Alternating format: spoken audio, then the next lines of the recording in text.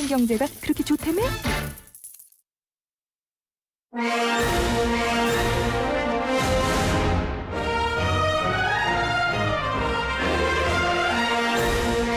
네, YTN 라디오 생생경제 2부 시작하겠습니다. 이맘때쯤 되면은 매년 공정위에서 일정 수준 이상의 자산을 보유한 기업에 대기업 집단, 준대기업 집단 이렇게 라벨을 붙이는 작업을 합니다. 보통 5월에 이루어져서 이게 관심을 좀 받는데 우리한테 안 와닿을 것 같아도 막상 들어오면은 굉장히 재밌는 내용들이 많이 들어있을 겁니다. 오늘은 리더스 인덱스의 박주건 대표님과 함께 할 테니까 끝까지 집중해 주시기 바라겠습니다. 대표님 어서 오십시오. 네, 안녕하세요. 공정위에 이거 나올 때마다 기자들도 많이 긴장을 하고 네. 막 재밌게 기사도 쓰려고 노력을 많이 하는데 동일인 지정을 한다. 이거를 하는 이유부터 좀 살펴보고 가도록 할게요. 우리가 그 재벌이란 말은 익숙하잖아요. 그죠? 익숙하죠. 네. 예.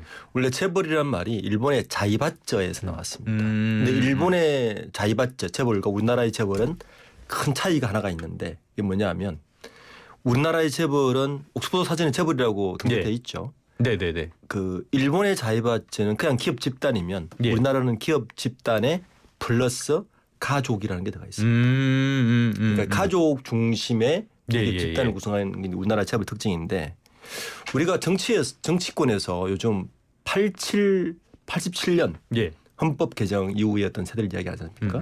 우리나라 재벌사도 요 시기 예. 그러니까 86년도가 되게 중요한 시기입니다. 아. 이때부터 우리가 소위 이야기하는 공정거래법이 생겼고요.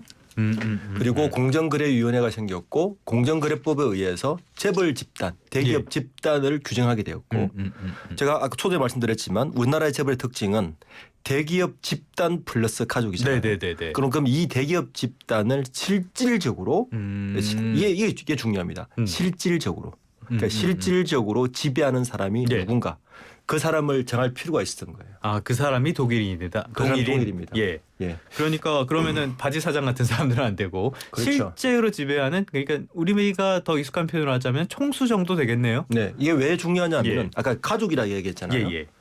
이 공정거래위원회가 기업 집단을 한 이유가 그러니까 자산이나 여러 가지 경제적으로 뭔가 불균형이 생기면 안 되잖아요. 예. 이걸 방지하기 위해서 한 건데 특히 이제 가족이 생기게 되면 이 사익 편취의 유혹에 빠지는 거죠. 그렇죠. 생각해 보세요. 우리가 예를 들어서 뭐 좋은 사업이 있는데 그 사업에 부가적인 사업들이 되게 많잖아요. 그걸 남 주고 싶겠습니까? 당연히 뭐 그렇죠? 집안 내에서 가족에게 줘서 그럼요. 뭐 친척에게 줘서 더 많은 혜택을 누리고 하고 싶을 건데 이렇게 되면 경제가 역동성이 떨어지고 불공정하기 때문에 예. 이 부분을 막기 위해서 바로 사익 편취를 막기 위해서 전 세계에서 유일하게 우리나라가 동일인 지정이라고 하는 거죠. 네. 뭐 가족에게 주고 싶은 그런 마음은 전 세계가 공통이기 때문에 다 승계하고 그러지만은 우리는 경영까지 다 한다는 점에서 많은 차이가 있고요. 그런데 말씀하신 것처럼 그러면은 너네 기업의 대표는 지금 지배구조상으로 보니까 이 사람이긴 한데 그런데 실제로 보니까 이 사람이 다 지배를 하더라. 이 사람이 네. 총수더라. 이거는 공정위에서 정하는 거예요? 두 가지입니다. 예. 그러니까 방금 말씀하셨듯이 공정위의 어떤 직권으로 실제 너희 기업은 네. 동일인 이 사람이야라고 정하는 경우가 있어요. 대표적으로 네이버입니다. 네이버 스스로가 이제 이해진 의장이 지분이 국민연금보다 적어요. 네네네. 그래서 우리는 통일은 안 하겠다라고 했는데 네. 공정거래위원회에서 아니야. 실질적으로는 이해진 의장이 다 결정하잖아요라고 그 이해진 의장을 통일로 지정을 해버렸습니다. 그러니까 실제로 지분으로 봤을 때는 이 사람이 그건 아니지만 그렇죠. 실제로 지배를 하고 있기 때문에 지정을 했다. 왜냐하면 동일인 지정의 첫 번째 기준이 뭐냐면 그 기업 집단의 최상위, 최상단 회사의 최다 출자자가 동일인이거든요. 네네네. 이게 첫 번째 기준이기 때문에. 근데 그런 기준에서 네이버에서는 우리는 동일인 빼주세요라고 했는데 공정거래위원회에서 아니다라고 정한 경우고 두 번째 경우는 뭐냐면 기업 집단 스스로가 변경하고자 하는 경우가 있습니다. 우리 이번 예를 들어서 뭐 이건희 회장 돌아가시고 이제 뭐 그 이재용 회장으로 변경할 때 구본무 회장이 돌아가시고 LG그룹의 구강무 회장이 일단은 이제 돌아가셨기 때문에 사고로 인해 뭐 돌아가셨기 때문에 하는 경우 이 두 가지 경우만 동일인이 이제 변경이 가능합니다. 아, 알겠습니다. 동일인 지정에 대해서 지정이 된다고 했을 때 왜 이렇게 싫어하는지 이런 부분은 조금 뒤에 잘 알아보도록 하고요. 항상 관심은 대기업으로 새로 지정이 누가 되냐, 새로 뭐 동일인은 어떻게 되냐 이런 것들이 관심사였잖아요. 재계 네. 순위라든지. 그렇죠. 그런데 올해는 관심사가 조금 다른 쪽에 있는 것 같아요. 뭡니까? 올해는 이제 지금 10대 그룹 중에서도 한 3개 그룹 예. 그리고 뭐 40대 그룹, 50대 그룹 안에서 총수가 변경을 해야 되는데 원래 변경될까? 이게 이제 제게 큰 관심사입니다.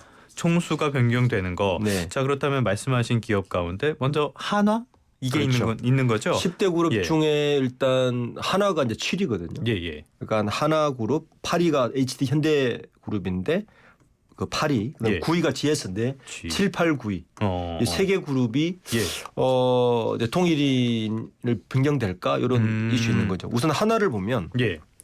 하나가 굉장히 좀 최근에 좀 시끄러웠잖아요. 그렇죠. 예, 뭐 우선 유상증자니 뭐니. 하나 에어로스페이스의 유상증자 건으로 인해서 결국에는 어떻게 종결이 됐냐면은 하나 에어로스페이스의 유상증자가 결국에는 가족들의 경영권 승계를 위해서 이렇게 유상증자를 하는 것이 아니냐는 네, 쪽으로까지 그렇죠. 이제 확산되면서 예.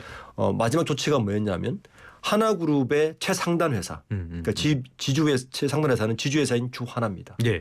그러니까 주하나의 지금 지배력을 보면 김성현 회장이 22%를 원래 가지고 있었어요. 네네네. 그리고 2대 주주가 하나에너지였습니다. 아, 하나에너지. 예. 그러니까 하나에너지. 근데 하나에너지는 김동관 부회장, 김동원, 김동선 삼형제가 100% 지분을 갖고 있는 비상장 계열이었어요. 네.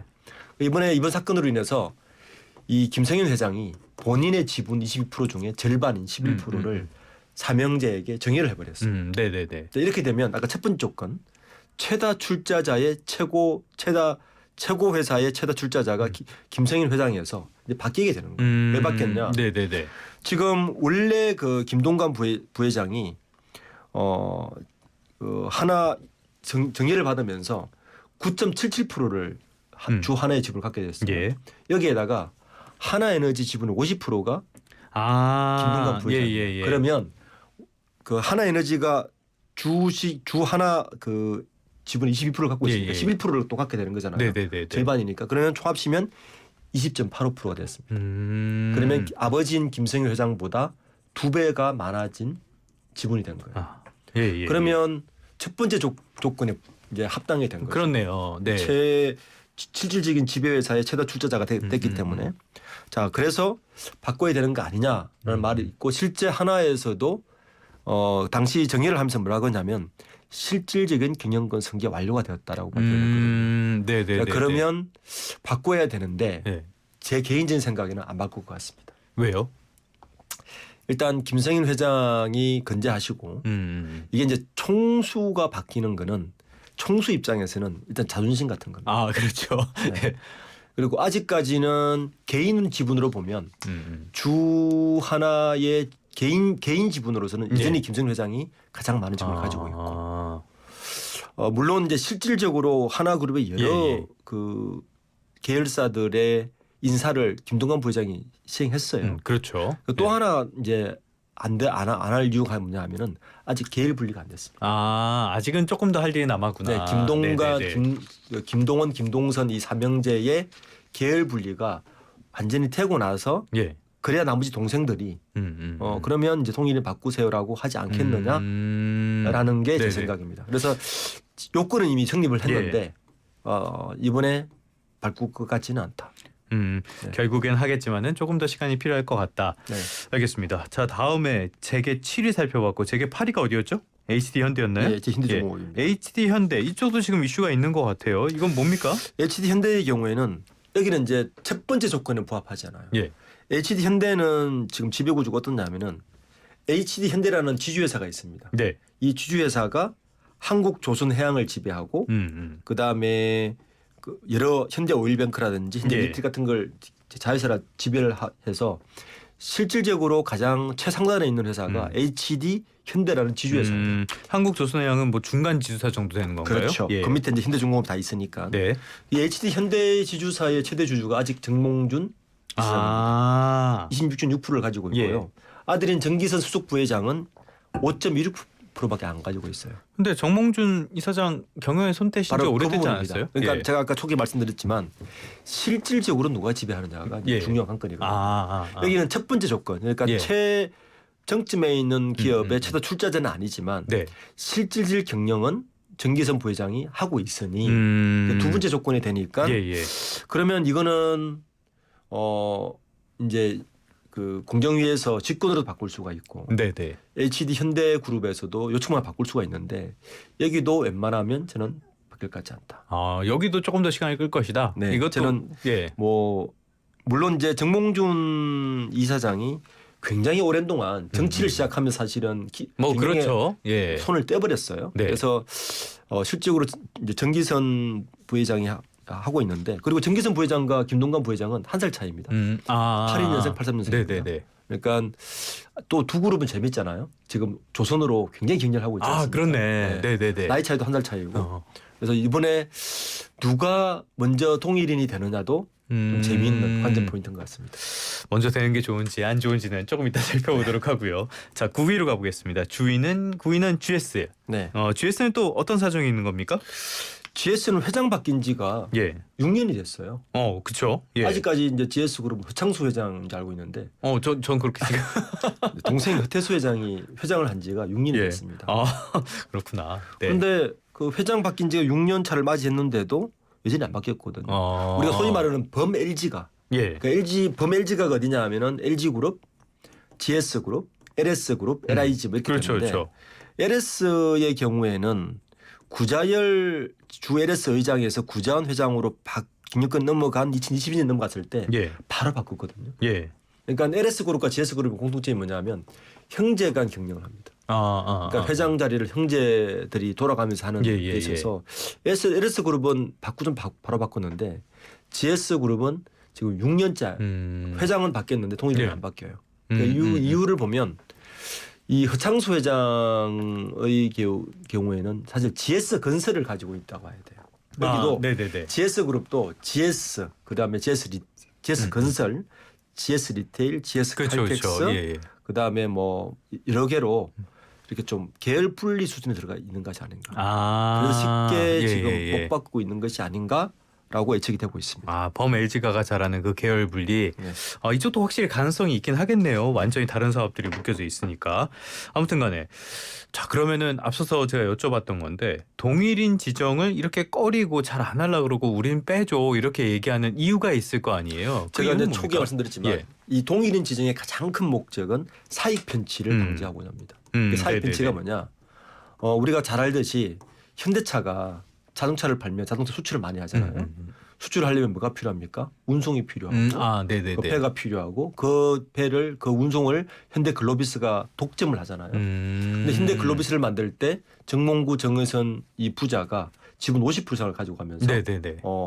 독점 사업권에 대한 이권을 다 가져가는 사익 편취가 됐죠. 어. 그래서 이런 걸 막기 위해서 지금은 지분 20% 미만으로 낮춰야 되는 거예요. 사익 편취 안 걸려. 그리고 또 하나 기준이 뭐냐면 이 동일인을 기준으로 친척 사촌, 네. 인척 삼촌까지. 그전에는 윤석열 정부 이전에는 친족 육촌, 네. 인척 사촌으로 좀 확 넓혔는데 윤 정부에서 이걸 좀 좁혀놨어요. 네네네. 동일인 사익 편취의 규제 대상을. 아. 그래서 제일 중요한 건 이 동일인의 기준에 따라서 사익 편취가 달라지는 거죠. 예를 들어서 정몽구 회장이 동일인이었다가 정의선 회장으로 동일인이 바뀌는 순간 예. 친척 기준이 바뀌잖아요. 그렇네요. 주변 사람들도 좀 완전히 영향을 바뀝니다. 받겠네. 예. 이 기준 때문에 동일인 지정은 굉장히 민감하고 그리고 웬만하면 통일인에 빠지고 싶겠죠. 요 기준 때문에 사익 편취라는 게 이게 형사법에도 걸릴 수 있거든요. 걸리면 그래서 이 부분이 가장 민감해서 만약에 신고하지 않으면 신고하지 않았다고 사실 또 페널티를 받습니다. 옛날에 한진그룹 같은 경우는 대한항공 사건 터졌을 때 네, 그랬죠. 그 이명희 그 부인이죠. 이명희 씨가 자기 동생들을 그 기내식 같은데 사업권에 넣었다가 맞아요. 신고를 이게 안 했어요. 근데 걸려가지고 문제가 됐단 말이에요. 그러니까 이런 제일 중요한 건 이 사익 편취를 막고자 하는 제도를 예. 만들었기 때문에 동일인 지정은 그래서 민감합니다. 그럼 민감한 건 알겠어요. 그렇다면은 민감하다고 해서 우린 빼줘 아직 안 바꿀래 이런다면은 거기다가 최근에 보면은 뭐 쿠팡 같은 데는 동일인 지정도 안 되고 두나무도 그렇고 이거 실효성이 있는 제도입니까? 저는 아직까지 우리나라 대기업 집단이 가족 중심으로 움직인다면 이건 반드시 해야 된다고 봅니다. 왜냐하면 시장 질서를 넘어뜨립니다. 그렇죠, 그렇죠. 만약에 이 제도가 없다면 얼마든지 사익 편취할 수 있는 통로를 열어주는 겁니다. 네, 이 네, 제도는 네. 반드시 필요하고요. 단지 이제 이런 기준이 있죠. 지금 쿠팡 같은 경우는 김범석 의장이 실질적인 지배자인데 예, 동일인에 빠져 있어요. 그렇죠. 예, 이유는 뭐냐면 외국인이라는 것 때문입니다. 그래서 쿠팡은 쿠팡 INC가 법인이 동일인으로 구성되어 있어요. 네네네. 근데 법인이 동일인 곳이 몇 곳 있습니다. 포스코, KT 네, 이런 곳은 법인이 동일인입니다. 뭐 거기야. 예, 네. 근데 법인이 동일이면 법인들은 친인척이 없죠. 그렇죠. 예, 네. 그러니까 그 사익 편취에는 빠지게 되는 거죠. 근데 이제 김범석 의장은 외국인이라는 이유 때문에 그 미국에 상장을 했고 빠졌는데 똑같은 외국인인데 그 동일에 들어간 곳이 있어요. OCI 그룹. 네네네. 미국인인데 들어갔습니다. 그럼 왜 차이냐? 공정위 설명이 이렇습니다. 한쪽은 실질적으로 행사를 하고 있고 네. 한쪽은 법인이 행사하고 있기 때문에 빠져야 된다. 이게 또 이제 공정위의 기준이라서 어쨌든 잘 모르겠다. 네. 예, 동일인은 제가 볼 때는 기업 집단이 있는 이상 굉장히 아직까지 유효하고 필요하고요. 사익 변치가 사라지지 않는 이상 아주 우리나라 제도에서는 저는 필요한 제도로 생각합니다. 그렇다면 오히려 조금 더 강화할 필요도 있지 않을까. 윤정부에서 상당히 완화시켜놨습니다. 아마 만약에 이번 대선에 정권이 바뀌면 공정거래법에 대해서도 아마 새로 들여다보지 않을까라고 생각하고 있습니다. 뭐 어떤 제도나 순기능이 있고 역기능이 있는데 순기능이 제대로 발휘하려면은 반칙하는 애들 처벌을 강하게 해야죠. 그렇습니다. 그런 면에서는 조금 다시 들여다볼 필요는 있는 것 같습니다. 지금까지 박주근 리더스 인덱스 대표와 함께 동일인 지정에 대한 이야기 나눠봤습니다. 오늘 말씀 고맙습니다. 네, 감사합니다.